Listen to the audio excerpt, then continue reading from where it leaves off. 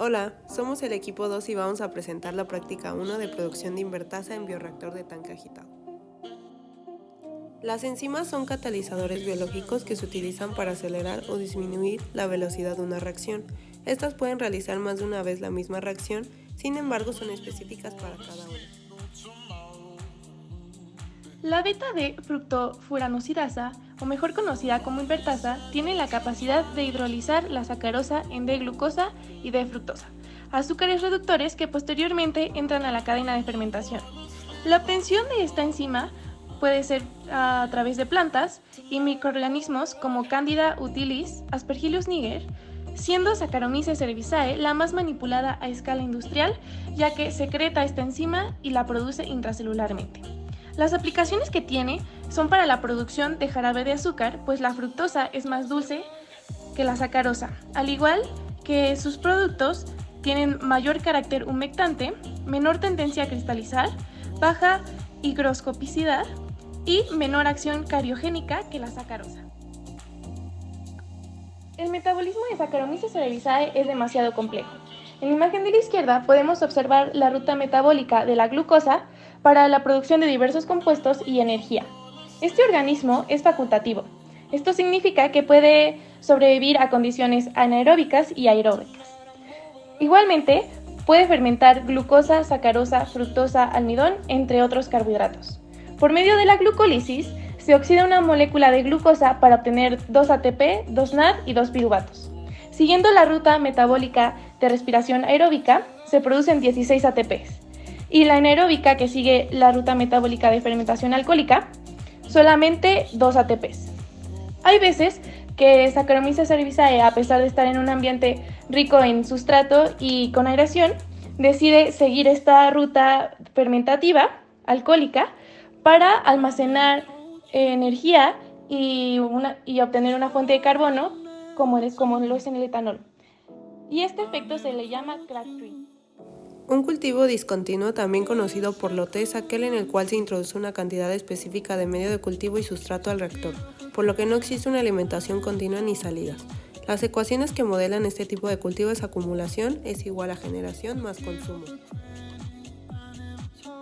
El objetivo de esta práctica se basa en la producción de invertasa extracelular en un tanque con agitación, así como el uso de métodos analíticos para el monitoreo del metabolismo. Con estas se pueden determinar los rendimientos globales y productividades de biomasa y sus productos, se puede determinar la actividad catalítica de la invertasa, se puede monitorear y obtener la cinética de crecimiento de la biomasa, así como el consumo del sustrato y la producción de etanol y proteínas. Y de la misma manera el análisis y producción de invertasa con células libres de la levadura conocida como Saccharomyces cerevisiae. Los fundamentos de las técnicas analíticas son los siguientes. Para realizar la curva de crecimiento de Saccharomyces cerevisiae se utilizó la determinación del peso seco y este tiene un fundamento gavimétrico. También se utilizó la cámara de Neubauer, que tiene fundamento cuantitativo ya que se hace conteo celular, y la lectura a 600 nanómetros de biomasa, que es un ensayo espectrofotométrico.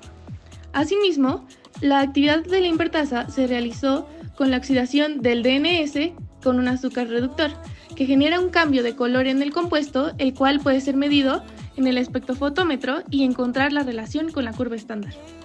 En la concentración de la sacarosa se realizó un ensayo colorimétrico que consta de la utilización de ácido sulfúrico y antrona para generar la deshidratación de carbohidratos y la síntesis de un compuesto amarillo que es leído en el espectrofotómetro. Igualmente es de suma importancia realizar curvas estándar, ya que estas se realizan con concentraciones específicas conocidas de reactivos para determinar la absorbancia y generar una curva de calibración que sirva para interpolar los valores obtenidos experimentalmente. Para la obtención de la curva de crecimiento de Saccharomyces cerevisiae, se sigue el procedimiento que se observa en el diagrama de flujo, en donde primero se prepara el medio de cultivo para poder verterlo en el bioreactor bajo condiciones estériles y se inocula como se muestra en el video. De igual forma, se llevan las tomas de muestra del bioreactor, como se observa en estos dos videos de la izquierda, con el fin de poder medir la biomasa en peso seco, el cual se sigue el procedimiento que se observa del video del lado derecho.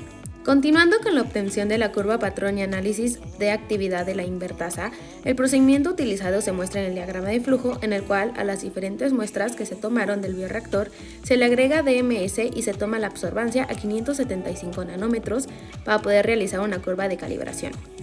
Y para la determinación de la concentración de la sacarosa se utilizaron las muestras obtenidas, a las cuales se les hicieron diluciones y agregó antrona fría para después seguir a un proceso de agua caliente y tiempo en hielo para poder leer la absorbancia y con los datos realizar una curva de calibración. En cuanto al factor de la temperatura durante todo el proceso se mantuvo a 30 grados centígrados. En caso del pH, las mediciones para el análisis del pH se realizaron con electrodos calibrados. Este osciló entre un pH neutro y uno ácido, debido a que los valores se mantuvieron entre 5 y 7.38. En la gráfica se puede observar el cambio del pH durante la actividad en el bioreactor. Al inicio del proceso, el pH del bioreactor era de 7.38, por lo tanto, el medio estaba en un pH neutro. Después de 2.5 horas bajó a valores de 6, posteriormente a 10.3 horas del inicio del proceso, el pH llegó a valores de 5 y de ahí comenzó a subir, por lo que hasta la hora 34.2 se mantuvo en valores de entre 6 y 6.12. El último valor registrado fue de 6.12. En cuanto al oxígeno, el análisis de la concentración de oxígeno disuelto fue por medio de porcentajes. Al inicio del proceso, el oxígeno disuelto se encontraba en 100%. Con el paso del tiempo, este bajó y en algunas mediciones tuvo picos de subida inesperados, y este comportamiento se ve reflejado en la gráfica presentada. De las muestras obtenidas se realizó la generación de biomasa. El comportamiento de esta gráfica es polinómica de cuarto grado. La tasa de crecimiento reportada es de 0.1614 gramos sobre litro por hora. El tiempo de duplicación de 2.845 horas. La velocidad específica de crecimiento de 0.2436 horas a la menos 1 y productividad de 0.072 gramos sobre litro por hora. De igual forma, las concentraciones de biomasa iniciales fueron de 0.113 gramos sobre litros y finales de 2.58 gramos sobre litros. De acuerdo con la literatura, el tiempo de duplicación de Saccharomyces cerevisiae es aproximadamente de 1.5 horas y una velocidad máxima de crecimiento de 0.41 horas a la menos 1. Esto en un cultivo a 30 grados y un pH de 5. Las variaciones de estos resultados con los nuestros se pueden deber a las condiciones del proceso y la fuente de carbono implementada. La producción de proteínas se inició con una concentración de 2.41 miligramos sobre litro y final de 23.0.11 miligramos sobre litro. La velocidad específica de producción fue de 17.33 miligramos sobre gramo por hora y la tasa de producción de producto de 0.6024 miligramos de producto sobre litro por hora. Como se observa en la gráfica, esta va aumentando conforme el tiempo del proceso. Es importante destacar que de acuerdo a las condiciones de como la temperatura, pH, la velocidad y tasa de producción, esta puede ser mayor. El consumo del sustrato, el cual en este proceso es la sacarosa, se obtuvo una concentración inicial de 15.28 gramos sobre litro y una concentración final de 0.083 gramos sobre litro. La QS, la cual es la velocidad específica de consumo, fue de 32.6 gramos de sustrato sobre gramo de biomasa por hora. Esto nos indica que la sacarosa se consumió correctamente para la producción de la biomasa y el producto. En esta gráfica se puede observar el consumo de sustrato comparado con la generación de biomasa y de proteína, donde evidentemente la sacarosa se consume por completo y la producción de proteína es mucho mayor a la biomasa. En este gráfico se puede observar el análisis de datos del logaritmo del crecimiento de la biomasa en relación del tiempo que duró el proceso. Este gráfico muestra una linealización de los datos y con esto podemos determinar la ecuación de la línea de tendencia y el valor de R cuadrada a la vez. En cuanto a los rendimientos globales, se encontró que el rendimiento de biomasa y sustrato es casi la mitad de lo reportado en la literatura, y el rendimiento de proteínas extracelulares y biomasa es muy bajo. Las posibles causas de esto es el pH, ya que se investigó, según Weller, que a pHs menores la producción de proteínas extracelulares es muchísimo mayor. Asimismo, otras causas podrían ser inhibición, por la temperatura o por alguna contaminación. Se realizaron curvas para ajuste de datos, conocidas como curvas patrón, para poder comparar los datos de consumo en las muestras obtenidas del reactor, y una de ellas fue la de la glucosa.